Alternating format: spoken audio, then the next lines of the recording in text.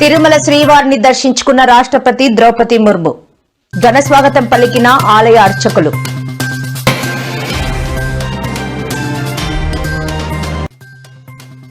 తెలంగాణ ప్రవాసికులకు కాంగ్రెస్ ప్రభుత్వం అండగా ఉంటుందని హామీ ఇచ్చిన మంత్రి పొన్నం ప్రభాకర్.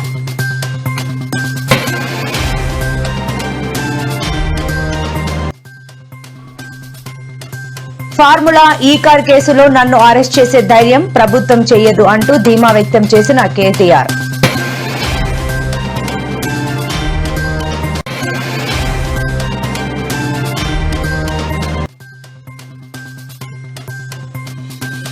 రాజమౌళిని జైల్లో పెట్టాలి, ఆయన సినిమాను అందరూ బహిష్కరించాలి అంటూ డిమాండ్ చేసిన రాజాసింగ్.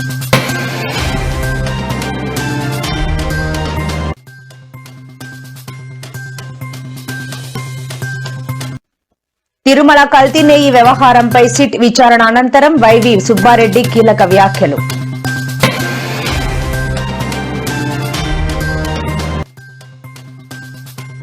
అన్నపూర్ణ రామానాయుడు స్టూడియోలకు షాక్ ఇచ్చిన జీహెచ్ఎంసీ అధికారులు.